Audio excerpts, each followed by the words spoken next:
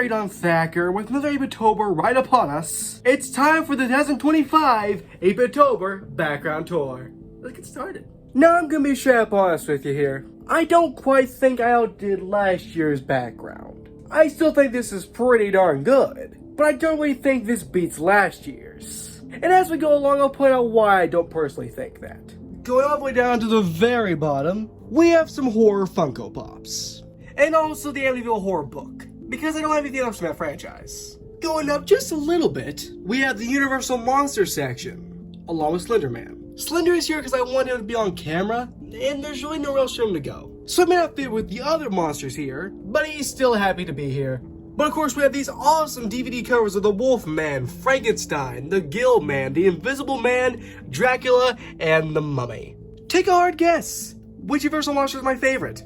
You can't possibly tell. Working our way up, we have a FNAF section. Yes, I'm a big fan of FNAF, the games, and so far the movies. But I don't really have a ton of FNAF stuff. This is honestly kind of pretty much it.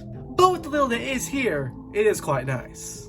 Moving on from FNAF, we have kind of a little random section, I want to say. A Chucky enamel pin set, and a Goosebumps box collection. And I should mention this. You might notice the big empty gap here. Well, hopefully it won't be empty for long.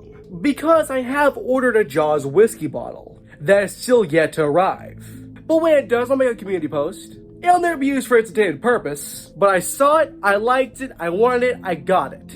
And moving over, you'll find my addiction. One could say that I have too much Gremlin stuff, and I would passionately disagree. If you've been around here for even a little bit, you'll know I love Gremlins with all my heart and soul and more.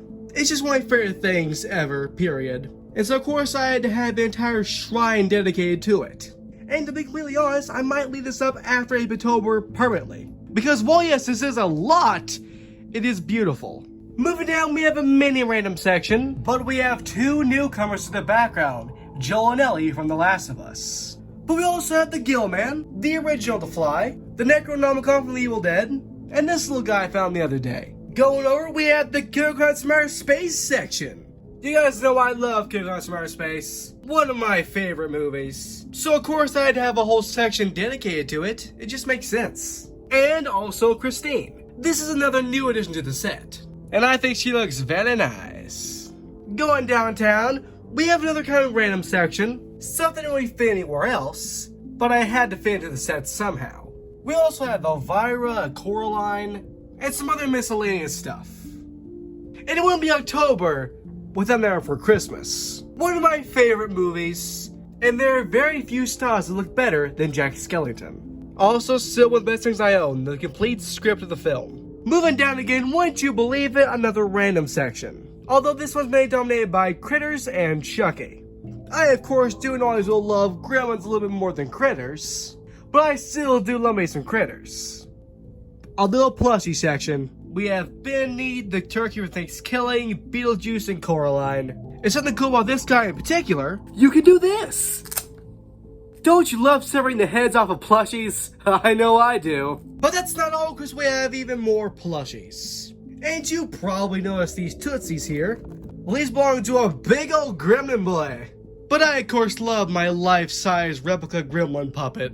The reason why he's here, well, he couldn't really go up there.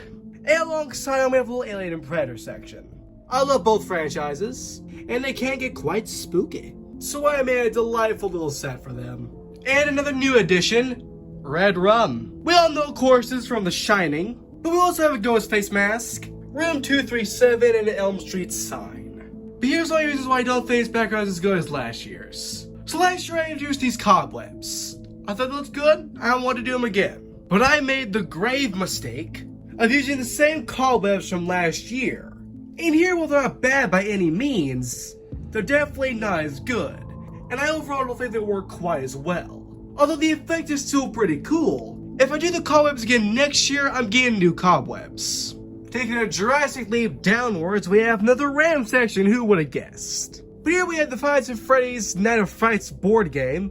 And of course we have these two, which kind of like that guy up there. Aren't movie themed, they're just kind of really cute and goofy. Especially the seahorse. Now I don't think it takes a scientist to know what's wrong with this. But still, it's very goofy, and I love it. And going up, we have a very, very nice section, the Ghostbusters section. I introduced this last year, and I loved it, and I'm keeping it up. I love Ghostbusters so much, and these guys look so good. And I'll just get this out of the way. Again, the cobwebs don't look fantastic, but they're not bad by any means. It just kind of irks me, I guess, because these could be better. They're really good. But I guess to be fair, it could be worse. It could be none at all. And moving up, we have the Slasher section, aka the Chucky section. I mentioned earlier, I love Chucky. I'm gonna take a wild guess here. I bet I probably didn't need to actually say that, because you probably could have figured it out, to be honest. But we don't just have Chucky, we have some Freddy Krueger stuff, and some other iconic horror slashers, which are just lovely. And as we reach the end of the set for this year, we have the Beetlejuice / Wednesday section. I would typically call this the Tim Burton section, but as mentioned, it only really has Beetlejuice and Wednesday, so that's exactly what I called it. And I guess actually ending off the background tour, my full body Jack Skellington puppet, which goes on for a little bit longer,